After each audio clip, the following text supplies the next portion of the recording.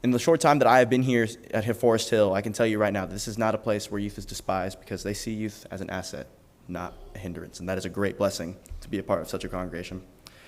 So as we offer the invitation this afternoon, I want us to very briefly consider 2 questions based upon the lessons that Colson and Hunter presented us earlier. The first of which being, who needs restoration? And the short answer I'll give you is everybody. In Colson and Hunter's lesson, we saw 2 things in common between those examples that they used. The first of which being that all of them had messed up and sinned at some point or another. This also applies to us, because excluding little children, every single one of us has at some point sinned. Romans 3, verse 23 through 24 says, "For all have sinned and fall short of the glory of God, being justified freely by his grace through the redemption that is in Christ Jesus." But how?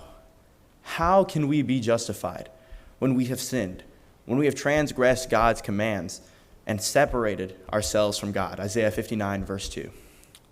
Well, that will bring us to our second question, which is how can one be restored? The second thing that Hunter and Colson's characters all had in common is that all of them were given the chance to be restored. Whether it was the rich young ruler or the Israelite nation, all of them had the opportunity to attain salvation. Titus chapter 2, verse 11 says, "For the grace of God that brings salvation has appeared to all men."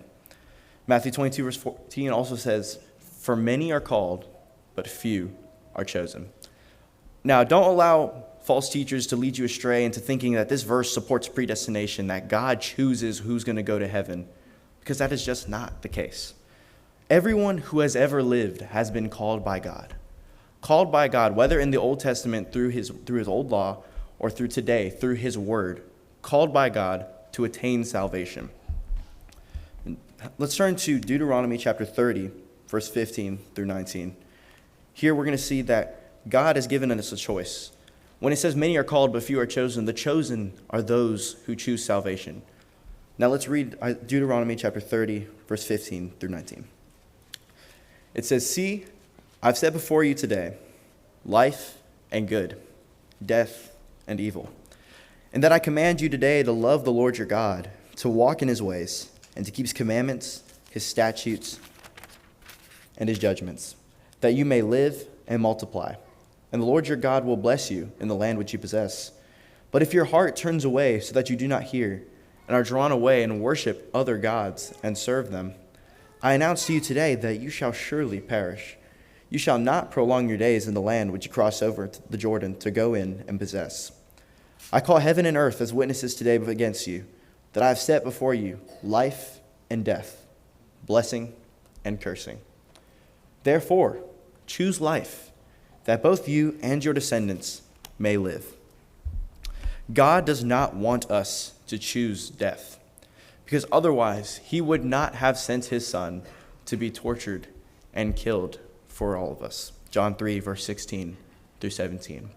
Another passage that comes to mind is 1 Timothy 2, verses 3 through 14, which says, "For this is good and acceptable in the sight of God our Savior, who desires all men to be saved and to come to the knowledge of the truth."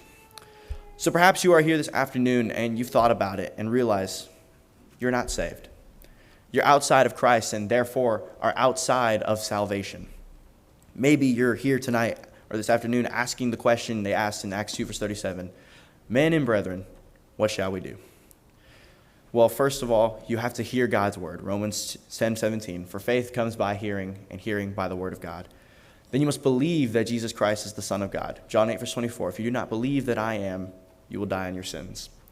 Third, you must repent of your sins. Godly sorrow produces repentance leading to salvation, 2 Corinthians 7, verse 10. Then you must confess that Jesus is the Son of God. Matthew 10, verse 32, "If you confess my name before men, I will confess your name, I will confess before my Father which is in heaven." Fifth, you must be baptized for the remission of your sins. Acts 2, verse 38, "Repent and be baptized. Be immersed in water for the remission of your sins." And finally, there is one more step. One more step that often false teachers will conveniently leave out so that you can live the easy life, live your way. Just do these 5 things and you're going to go to heaven. Well, Galatians 1, verse 8 and verse 7 say, what do we do with false teachers? Let them be accursed. Unfortunately, there is one more step left, and that is to live faithfully unto death. As Colson and Hunter said, yes, you can be in the faith, but you can also fall out of the faith. Otherwise, 1 Timothy chapter 6 wouldn't say, lay hold of eternal life, as if it was something that could be lost. Revelation 2 verse 10 says, live faithfully unto death, and you will receive your crown of life. So maybe you're here and you've done all of these things, but just like the people in Hunter's lesson, you stumbled, but you want to make it right. Well, I have great news. Just like Colson said, restoration is possible. 1 John 1 verse 9, if we confess our sins, he is faithful and just to forgive us our sins and to cleanse us from all unrighteousness. If you are willing, you can also return to the fold as the one sheep in Luke 15 did. Because while you may leave Jesus behind in your life, he will never stop searching for you. So won't you come home and be restored? To take from Colson's lesson, unlike the rich young ruler, you do not have to walk away today sorrowfully. Instead, you can walk away knowing that you are saved. So if you have a need of any kind, won't you come as we stand and as we sing?